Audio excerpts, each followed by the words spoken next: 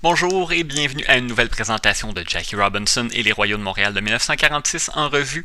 Le 20 juin, alors que les Royaux s'inclinaient 11-6 devant les Chiefs de Syracuse, les amateurs montréalais ont eu la chance de voir Roy Partlow à l'œuvre pour la première fois. Il a bien fait et a fait encore mieux le jour de la Saint-Jean-Baptiste alors qu'il obtenait son premier départ dans la Ligue internationale. Il a fait fi des moqueries des joueurs de Jersey City, en a retiré 8 au bâton, menant les Royaux à une victoire de 16-2. Il a d'ailleurs reçu une longue ovation des amateurs présents après le match. Le journaliste de La Patrie a écrit « Le gaucher noir qui porte des lunettes », ça c'est Roy Partlow, a impressionné par sa vitesse et son contrôle, alors que dans le Herald, on pouvait lire que l'équipe possédait une deuxième étoile noire en Roy Partlow, magicien de couleur qui lance avec beaucoup de vélocité de la main gauche. Vous noterez, j'en ai parlé lors d'épisodes précédents, que les journalistes, y compris ceux de Montréal, ne pouvaient pas s'empêcher de faire référence à la couleur de sa peau lorsqu'ils parlaient de lui. Et pendant ce temps-là, qu'advenait-il de Jackie Robinson? Il avait dit à la presse qu'il aurait peut-être besoin d'un long repos pour se remettre sur pied. Eh bien, il a pris du mieux rapidement. 8 jours à peine après sa déclaration, soit le 21 juin, il était sur le terrain pour un match contre Newark. C'était d'ailleurs la première fois en 3 semaines que les Royaux avaient tous leurs réguliers sur le terrain en même temps. Il a eu congé le lendemain, mais est revenu au jeu de manière définitive le 23. Et pour célébrer son retour au jeu, il a connu une séquence de 5 matchs de suite avec au moins un coup sûr, portant même sa moyenne offensive à 356 après le match du 26 juin.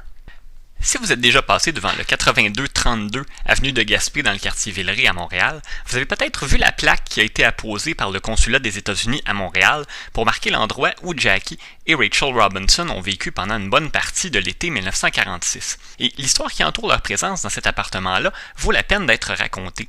L'équipe leur avait fourni, comme aux autres joueurs qui en avaient fait la demande, une liste d'appartements potentiels. C'est Rachel Robinson qui s'était chargée des démarches, et compte tenu de ses expériences aux États-Unis, surtout ce que le couple venait de vivre au camp d'entraînement, compte tenu du fait qu'ils étaient noirs et que Montréal connaissait à ce moment-là une grave pénurie de logements, elle s'attendait au pire. Toutefois, elle pensait avoir plus de chance dans l'est francophone de la ville, qui était moins riche que l'ouest anglophone, où est installée la majorité des joueurs de l'équipe. Elle a donc mis le cap sur Villeray, et à sa grande surprise, à la première porte où elle a cogné, la propriétaire du 8232 de Gaspé, qui parlait anglais, lui a ouvert, on l'a invité à prendre le thé et a accepté sur le champ de lui louer l'appartement. Elle a même insisté pour que les Robinson utilisent sa vaisselle, sa coutellerie et tout le reste. Ça a dû être un choc pour le couple qui avait connu les toilettes ségrégées, les abreuvoirs ségrégés et tout le reste pendant leur séjour en Floride. Même s'ils étaient noirs, protestants et anglophones dans un quartier presque exclusivement blanc, catholique et francophone, les Robinson ont vite conquis leurs nouveaux voisins. Les gens du secteur veillaient sur Rachel, qui était enceinte à ce moment-là.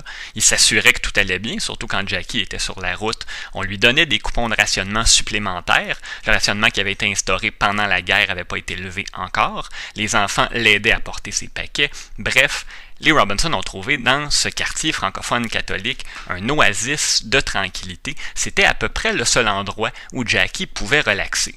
Ce qui ne veut pas dire qu'ils ne se sentaient pas, dans une certaine mesure, comme des poissons dans un bocal.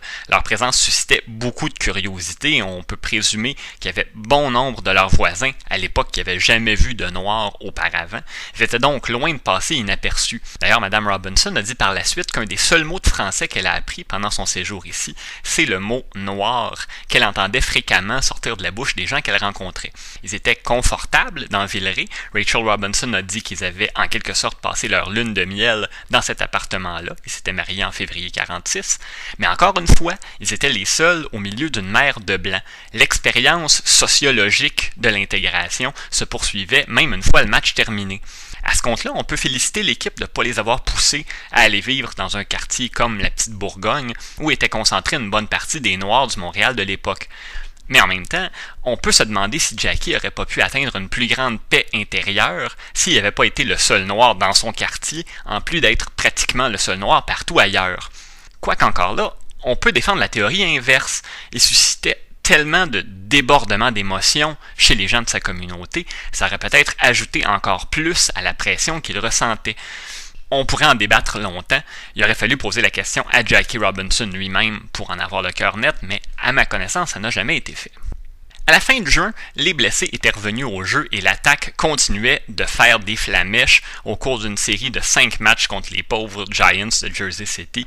Les Royaux ont inscrit 49 points et en ont accordé seulement 14. Dans la prochaine édition, on parlera du prédécesseur de Clay Hopper à la barre des Royaux qui avait que des éloges pour Jackie Robinson, de 2 incidents potentiellement racistes qui se sont déroulés sur le terrain à quelques jours d'intervalle et d'une séquence de matchs disputés par l'équipe qui aurait probablement fait faire une syncope à l'association des joueurs s'il y avait eu une association des joueurs en 1946. Merci de nous suivre à chaque semaine. Je vous dis à bientôt.